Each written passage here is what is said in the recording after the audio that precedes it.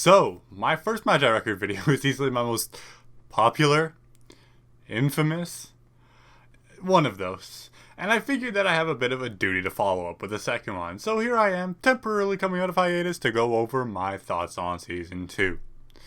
Now, along with Season 2's 8 episodes, they also announced that there will be a third and final, albeit shorter season coming at the end of 2021. For fuck's sake. Which means you guessed it.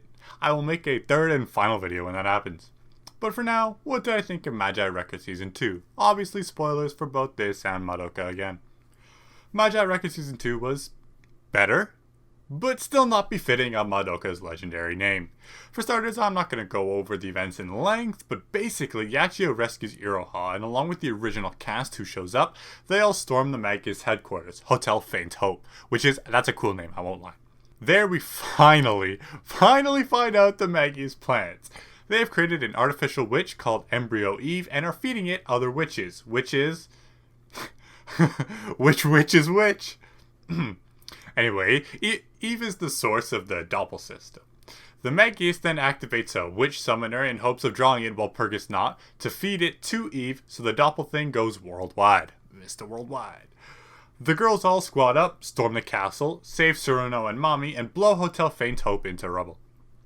Then, while Purgus starts going back to Mitakihara City, where the original cast leave to meet their fate, which is a shame. At the very end, Iroha meets with Nemu and Toka, the two leaders, where Nemu says she will reveal the truth, and Season 2 ends. Gotta wait a few more months for the truth to be revealed, but oh well. Truth is a funny thing.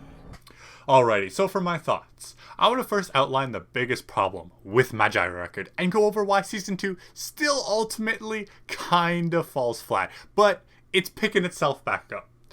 Magi Record constantly fails to tell the right plot points at the right time.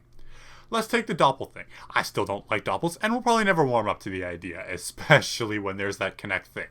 But only after 15 goddamn episodes of this show do we finally learn that there are in fact side effects to using a Doppel. In episode 2, Yachio, who is all alone and looking for the missing Iroha, visits the coordinator, where she says that Doppels are highly addictive and they come with side effects. But she doesn't explain what side effects. Isn't that kind of important? Instead of asking the right questions to help inform the viewer, Yachio instead asks dumb shit like, why would the Magius do this? Didn't they tell you it was to save magical girls? And it's not like they saved that information to prevent an exposition dump, because their entire conversation was just an exposition dump, so why not provide actual information? 2 episodes later, we do finally learn the side effects of using a Doppel too long, and that is staying in their Doppel state, effectively becoming a witch. Now I won't lie, episode 4 felt like when you come up from the water after not breathing for so long. To say it felt like a breath of fresh air is an understatement. Episode 4, redhead disposable side character ends up using her Doppel too much and it fuses with her, unable to free herself from it. And like I said, basically becoming a witch. Coordinator shows up and takes her away to some sort of holding place where it is revealed that she has a whole collection of girls who use their Doppels too much. And it finally shows that maybe the Magius aren't the good guys, even though that should have been foreshadowed and hinted at from the start. This is exactly what I mean. Why couldn't either A, the coordinator explain that during episode 2, during her conversation with Yachio, that you will turn into a witch, basically, if you use it, or B, if you wanted to do a big reveal, just left it alone till episode 4. Or, even better, have one of the large amount of disposable characters fully turn into a Doppel early on, like in Season 1, to provide tension to the story. Crazy, I know. Because then, every time Iroha and her buddies are forced to use a Doppel, there will be tension of, oh, maybe they used it too much. Will they stay a Doppel? Now, I have many more good things to say about this show than the last video. Episode 1 was absolutely amazing. Episode 1 started with finally showing the rest of the original cast and was just spectacular. The animation was fucking excellent, and it was super refreshing to see Madoka and Moemura again. Now, this does confirm that it is Glasses and Braids Homura, so it is one of her earlier tries at saving Madoka. During the broadcasting, I was very intrigued into how their plot points would combine.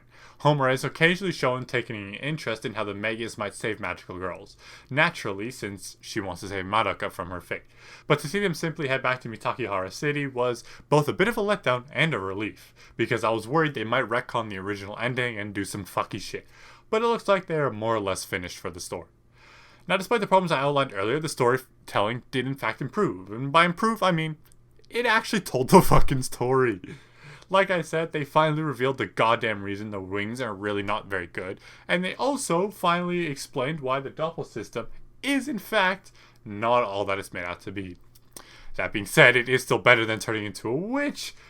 But, you know, whatever. It's still, you know, bad and has some bad caveats. Now, despite the advances this series took in its storytelling, it did falter in animation later on. As I stated, episode 1 was amazing, and the few episodes after where the animation was fucking phenomenal. But at about episode 4, maybe 5 or 6, the episodes turned into these unfinished messes. Like, when I mean unfinished, I mean there were straight up these awkward pauses where it would show some, like, background still while characters talk or something happened, but it would stay at that still for, like, 20 minutes, and I had no idea what was happening. Like, Studio Shaft, I love the work you guys put out, but goddamn, y'all need to start treating your employees properly. And if you have to delay a series by a month or even to the next season so that you deliver a finished product, then fine, please do. Everything from games, manga, and anime getting delays when the pandemic hit has made me so immune to delays now, and if a product needs more time to cook so that it's done, then fuck, leave it in the oven. And oh man, if the next Madoka movie is like this, I will lose it, but I don't think that's going to be the case. Also, while it looked good, it did occasionally go too far with the Sakuga. Like in episode 4, when they are fighting Rena, it moved way too fast. Well, it's just for me anyway. Someone else might have enjoyed it, but all of the flashing and shiny colors were too much for me to understand. At any rate, this video was definitely a shorter one, but it's because there was a shorter season, and the series is not finished. I mainly just outlined the problems I still have with the series, but all in all, it did rectify most of the things that I said in the last video. But some of the other things I did say in my last video can't be rectified. Like the overall problem I have with the doppel system, that's never going to change.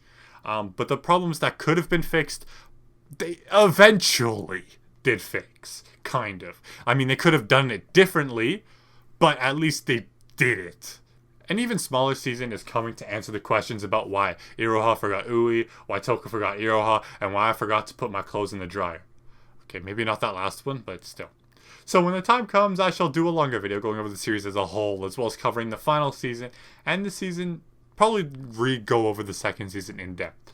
Overall, I'd give the season 2 a solid 6.4 out of 10. It definitely improved, and it finally told the right story points, albeit it told them very late. Those were my thoughts on Magia Records Season 2. Thanks for watching.